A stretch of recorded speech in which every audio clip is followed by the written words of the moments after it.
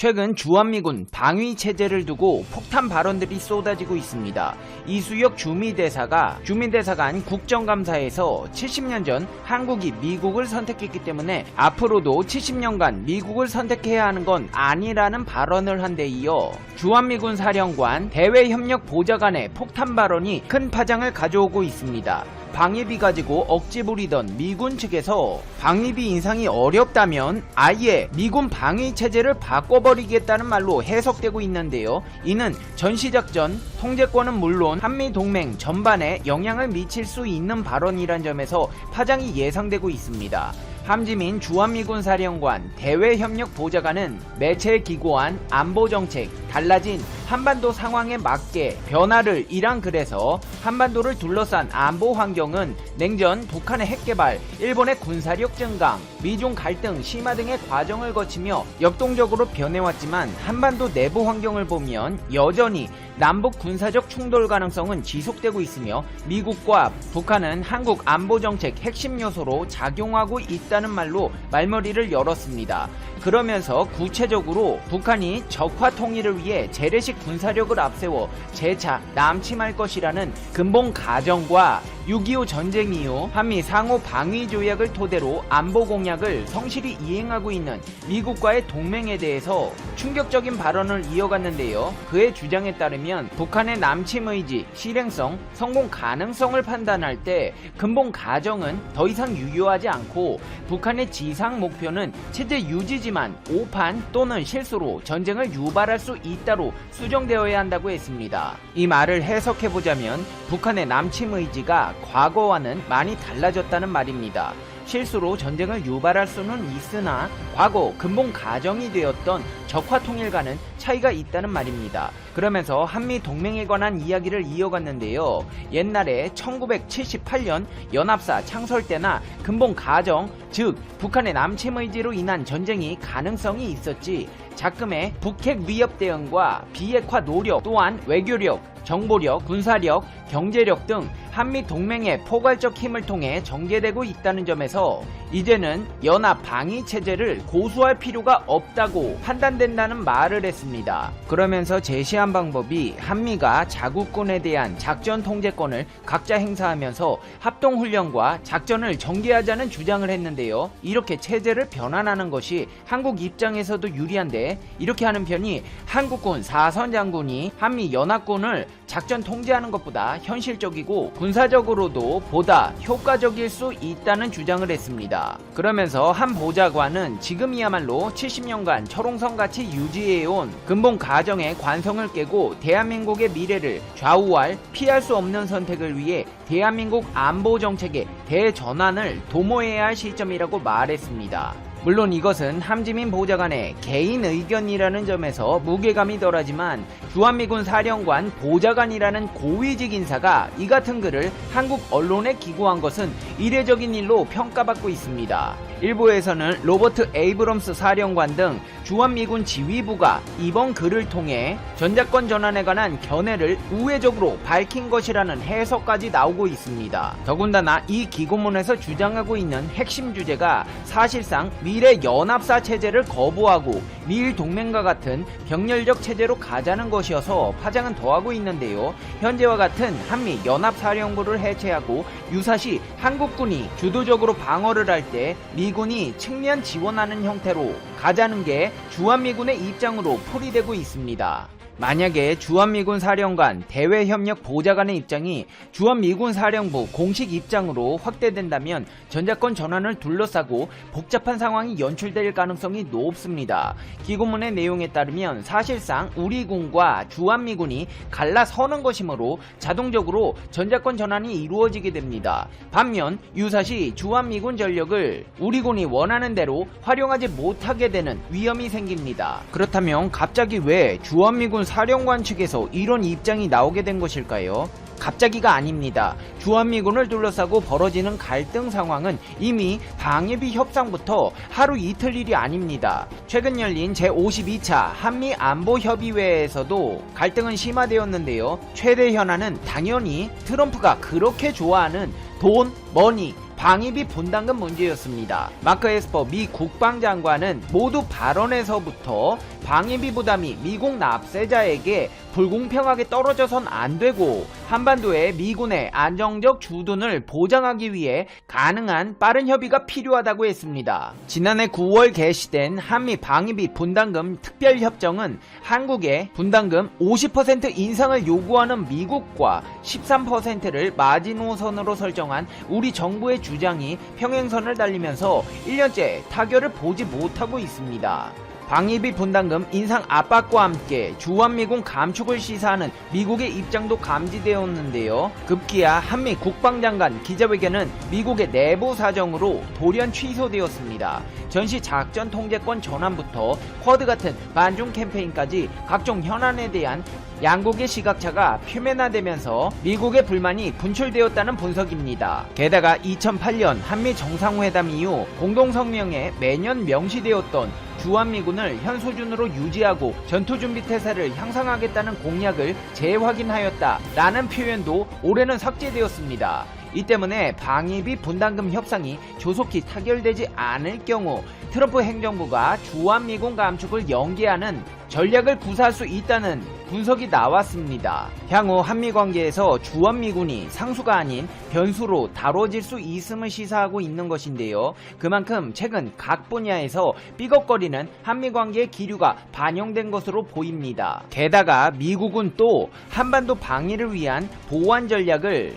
우리 군의 무기 확보 계획과 연계하겠다는 입장을 보였습니다. 보완 전략은 유토 정찰기 등 감시, 정찰, 자산, 사드 같은 미사일 방어 능력을 의미하는데요. 전자권 전환 전에는 돈을 받지 않고 지원하겠다고 했던 기존 입장에서 선회한 것 아니냐는 관측이 나옵니다. 자국의 비용 부담을 줄이면서 한국의 책임을 더 요구하겠다는 뜻으로 풀이되고 있습니다. 이와 관련해 마크 네퍼 미국 국무부 한일 담당 부차관보는 한미동맹의 전망과 과제를 주제로 공동 주최한 화상회의에 참석해 주한미군과 관련한 문구가 빠진 것에 대해 어떻게 주한미군을 주둔시킬 것인지에 대해 고민하고 있다고 설명했습니다. 그러면서 다만 해당 조항이 제외됐기 때문에 한국이 이를 위협으로 느끼는 것은 아니다.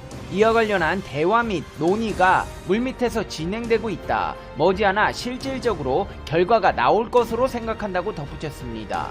네퍼 부차관보의 이 같은 발언은 주한미군을 철수하는 단계로까진 이어지지 않겠지만 현재 주한미군의 주둔 방식이나 규모 등 세부적인 사안에 대해서는 변경이 가능하다는 점을 내포하고 있는 것으로 분석되고 있습니다. 주한미군을 두고 갈등이 고조되고 있는 이런 와중에 폭탄이 터졌다는 소식이 전해져 설상가상 긴장감을 더하고 있는데요.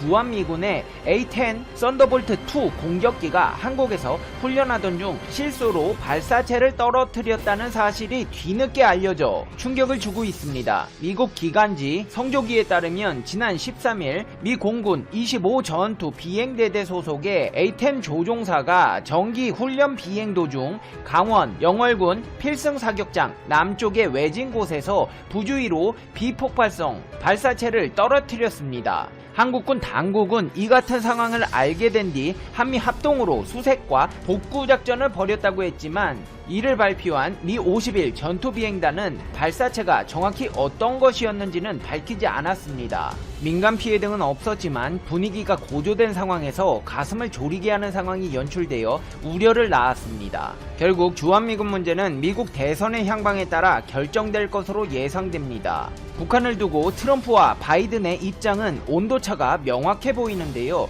트럼프의 경우 우리는 북한과 전쟁하지 않고 있다. 외국 정상과 좋은 관계를 맺는 건 좋은 일이라는 말을 하고 있고, 바이든의 경우 우리는 히틀러가 나머지 유럽을 침공하기 전에도 히틀러와 좋은 관계를 맺고 있었다고 했습니다. 그러면서 김정은 북한 국무위원장과 정상회담을 하는 조건으로 핵 능력을 감축하겠다는 합의를 해야 한다. 한반도는 비핵지대가 돼야 한다고 강조했습니다. 바이든은 세계 최악의 폭군까지는 아니더라도 김 위원장을 블라디미르 푸틴 러시아 대통령과 함께 폭력배라고 지칭했습니다. 김 위원장과 정상회담 가능성을 완전히 배제하진 않았지만 핵감축 사전 합의를 정상회담의 전제 조건으로 내건 만큼 실질적으로 북한이 이에 응하기 어렵기 때문에 바이든이 대통령이 될 경우 북미 관계가 긴장될 가능성이 높습니다. 반면 한미 동맹에 대해 트럼프 2기는 1기에서 추진해온 방위비 대폭 인상을 관철하기 위해 계속 압박하는 동시에 해외 주둔 미군 재배치 차원에서 주한미군 감축도 현실화할 가능성이 큽니다. 주한미군과 북미 관계의 향방이 어떻게 될지 귀추가 주목되고 있습니다. 이제 페페TV의 결론. 존경하는 대한민국 국민 여러분, 해외에 계신 해외 동포 여러분, 어서오세요. 페페TV입니다.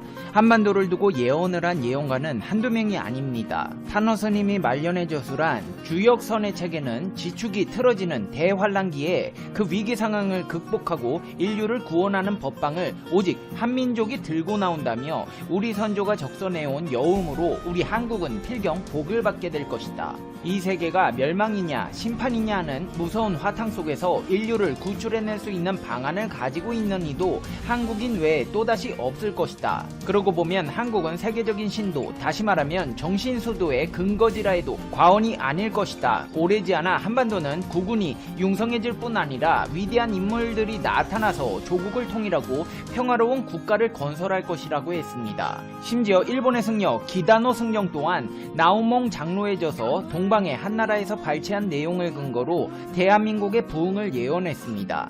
사실 예언가들의 예언이야 근거 없이 직관적이고 주관적인 해석에서 비롯되어진 것들이 많아서 신빙성이 떨어진다고 할 수 있겠지만 전세계 학자들 또한 이런 예언을 내놓고 있어 그 주장에 신빙성을 더하고 있는데요. 대한민국이 전세계를 주도할 것이라는 이유에 대해 자세히 알아보겠습니다. 페페TV 팩트 체크.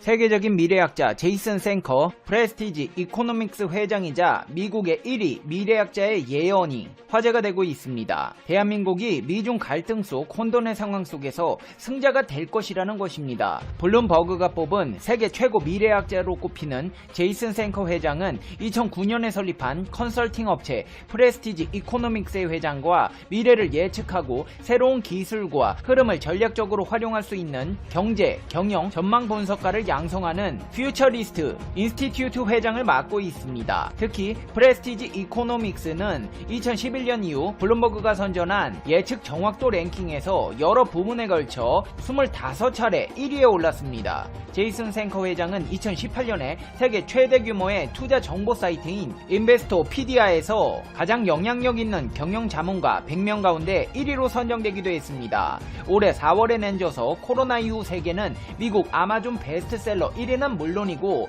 국내 코로나 관련 서적 중 가장 많이 팔린 서적으로 기록되기도 했습니다. 미래학자 제이슨 생커 프레스티지 이코노믹스 회장은 다가오는 신인류의 시대라는 주제로 개최한 2020 글로벌 인더스트리 쇼퍼런스에 참가해 기조 연설자로 나섰는데요. 그의 주장에 따르면 앞으로 미중 간 대결 구도는 심화될 가능성이 높습니다.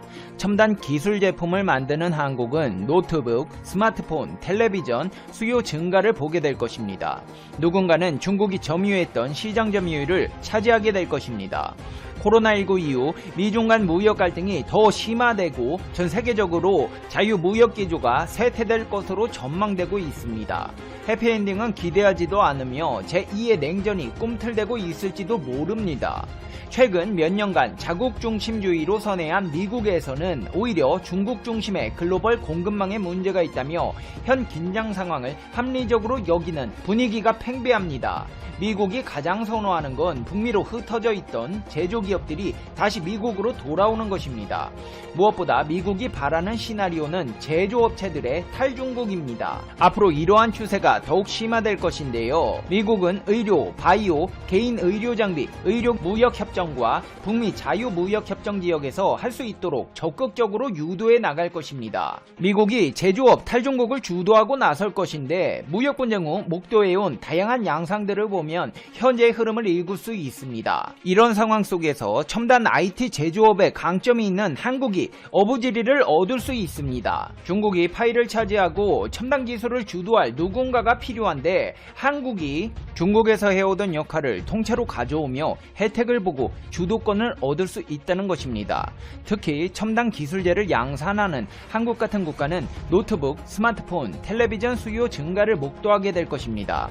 이런 수요는 현재에만 국한된 것이 아니라 스마트 기기가 점점 보편화 변화되면서 누군가는 중국이 점유했던 시장 점유율을 차지하게 될 것이라는 것입니다. 놀랍게도 이 같은 제이슨 쉔커 회장의 주장은 적중에 현실화되고 있는 형국인데요. 미국 정부의 대중국 무역 제재가 이어지는 동안 한국이 반사 이익을 누리고 있다는 연구 결과가 나왔습니다.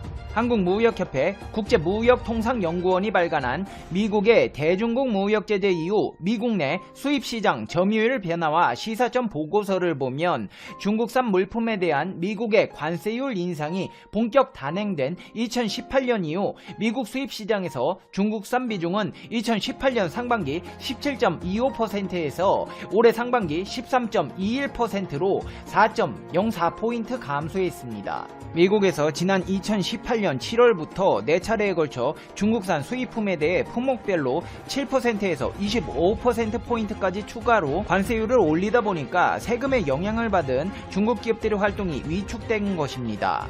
중국산 제품에 부과하는 미국의 세금은 평균 관세율 3.1%보다 2배에서 8배 높은 수준입니다. 이로 인해 대한민국의 미국 수입 시장 내 비중은 같은 기간 3.07%에서 3.94%로 0.87%포인트 올랐습니다. 제이슨 쉔커 회장의 주장대로 미국에서 중국산 제품에 의존해오던 수입을 한국으로 옮기고 있다는 것입니다. 제이슨 쉔커 회장은 코로나 이후 교육의 중요성에 대해서도 강조했는데요. 이 분야에서도 대한민국의 발달된 기술이 세계적인 영향력을 끼칠 것으로 기대되어 향후 전망을 밝히고 있습니다. 제이슨 쉔커 회장은 코로나19로 시작된 원격 학습은 교육 분야에서 굉장한 이점이 될 수 있다. 어디서나 배울 수 있고 학위를 딸 수 있는 계기가 마련되었다. 코로나19로 시작된 원격 학습이 그동안 변하지 않았던 교육 분야를 바꾸는 계기가 될 것이다.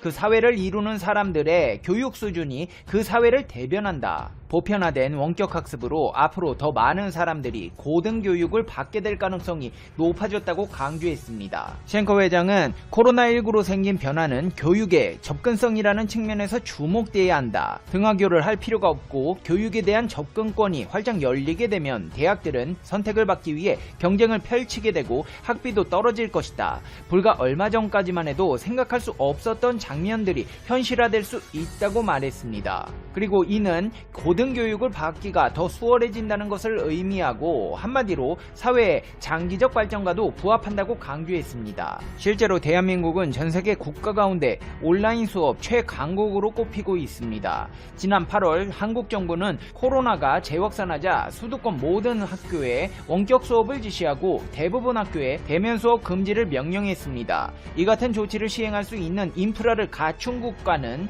전세계를 둘러봐도 한국을 제외하면 찾아보기 힘듭니다. 대한민국은 코로나 시대 이전부터 사이버 교육 강국이었습니다. 인터넷 보급률 98%에 달하는 수준에 걸맞게 중고생들은 인강이라고 불리는 인터넷 강의로 학습을 진행해왔고 가장 큰 시장을 가진 인터넷 강의는 대학 입시용 사교육이었습니다. 가중된 취업난과 자격증 취득, 어학시험에 대한 수요 등으로 인해 성인용 대상 인터넷 강의 시장도 빠르게 성장하고 있습니다. 특히나 온라인으로 진행하는 포스트 코로나 시대의 핵심 트렌드로 떠오른 것 중 하나가 바로 사이버 대학입니다. 사이버 대학은 배움에 있어 시간과 장소에 구애받지 않는다는 점이 큰 강점으로 꼽히고 있는데요. 지난 20년 동안 쌓아온 비대면 온라인 수업 노하우, 파격적인 시설 투자 등으로 온오프라인 교육에 좋은 점을 갖춘 지 오래입니다. 원격 대학은 정보통신기술을 이용한 가상의 공간에 학습자가 시간과 공간의 제약 없이 교수자가 제공한 교육 서비스를 제공